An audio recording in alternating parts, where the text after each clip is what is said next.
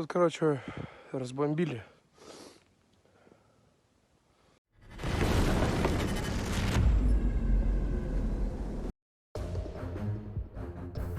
Ukrainian warriors of the Lviv 24th Mechanized Brigade destroyed a convoy of Russian armored vehicles near Chasiv Yar in the Donetsk region. On the morning of March 6th, the Russians attempted to make a breakthrough with more than 24 vehicles. However, Ukrainian infantry, artillery, and drone crews repelled the assault and stopped the convoy's movement, resulting in a cluster of damaged vehicles blocking the crossing of the canal. It seems like the Russians threw in all the leftover equipment they had gathered for the final push on Chasiv Yar, over 20 units. The assault was repelled, with 16 vehicles either destroyed or damaged. From the beginning of the offensive, the Russian convoy was constantly tracked by Ukrainian reconnaissance drones. The convoy was immediately shelled by artillery and hit by drones. They were greeted warmly. Infantry, artillery, and drone crews did everything to make the invaders' journey unforgettable, the brigade said. As a result, Russian vehicles got stuck in one single place. The snarl of damaged vehicles blocked the crossing of the canal. The survivors reversed, but not everyone managed to escape, the military said. The Russian infantry that had disembarked from the vehicles tried to hide in houses, but were eliminated by drones. At least 14 vehicles were burned or left on the battlefield. Preliminary estimates of enemy losses in manpower amount to at least 33 soldiers killed and wounded. Ukrainian drone operators found the Russians' drone operators' position and made some adjustments to the shelter's interior for their Russian colleagues. A Russian occupier found his handsome in the hole, but it seems something's wrong with his face. Тут, короче, разбомбили.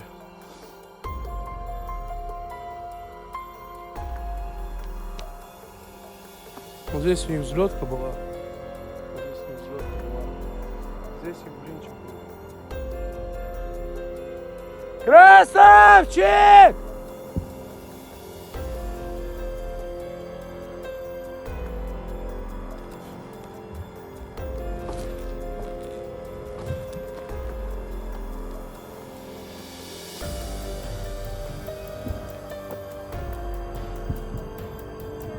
Да! Короче, нашел красавчика. Тут расхуярило, пиздец. Вот в этой норке. Скажи что-нибудь, красавчик. Целы все, живы, здоровы? Что, 300 есть? Блять. А кто? Красавчик? А, Индиго, это ты что ли? А с красавчиком что? Russian telegram channels rejoice at the change of the U.S. political course, calling it a policy of realism instead of democracy. Russians emphasize that the U.S. has become weaker, but the U.S. and its allies, if they present a united front, are still stronger than China and Russia. Therefore, it is obvious that Russia's efforts will be aimed at breaking relations between the U.S. and its allies. Here is a curious text from one of the Russian telegram channels. The world balance of power has changed. Whereas the U.S. used to be able to promote democracy without regard to the interests of China and Russia, the situation is different now. China and Russia possess hypersonic missiles and technologies that threaten U.S. satellites and GPS systems. At the same time, much of the U.S. industrial base needed for the war is in China itself, a consequence of the previous policy of liberal internationalists. Despite this, the United States and its allies, if they present a united front, are still stronger than China and Russia. However, public opinion in America is changing. After the wars in Iraq and Afghanistan, many Americans are not ready to support conflicts for the sake of abstract ideals. National interest and pragmatism are now coming to the fore. Should the U.S. follow Russia's advice? It is up to the American people and their leaders. It's impossible to see it other way than that Trump is completely on Russian side. Do you, Mr. President, think that Vladimir Putin is taking advantage of the U.S. pause right now on intelligence and military aid to Ukraine? No, I actually think he's doing what anybody else would do. I think he wants to get it stopped and settled, and I think he's hitting them harder than he's been hitting them.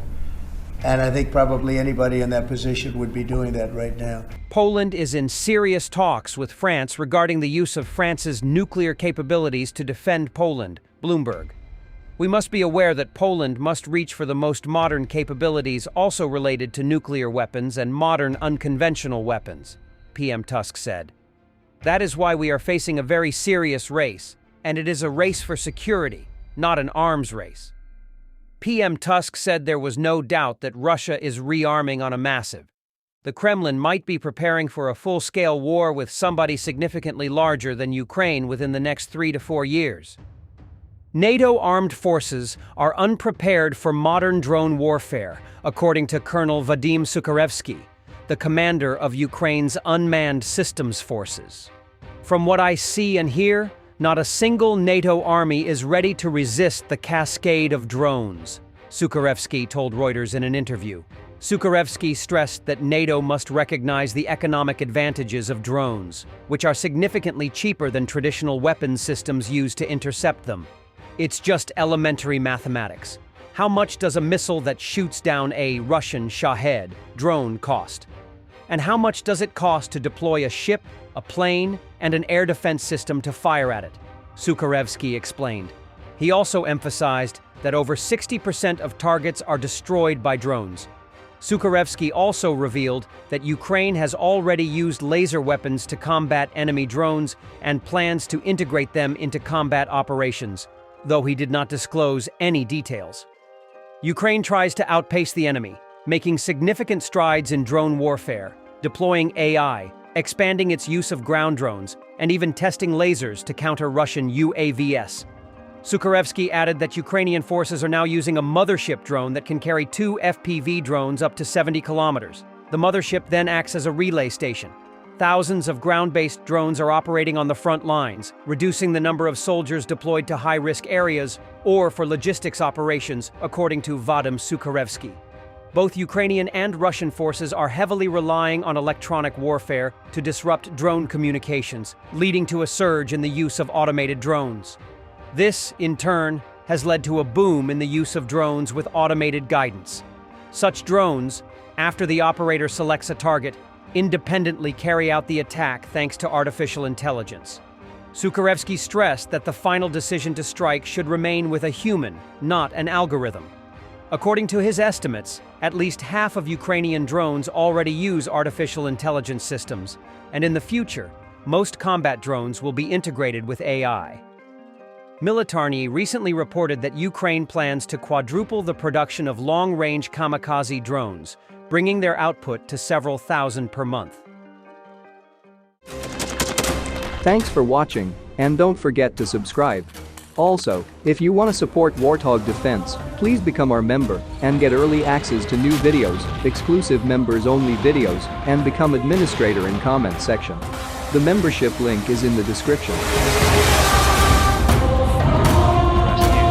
Every day. We had a guy last week, it's 6 rescues in 6 days. You know, he's doing the job every day.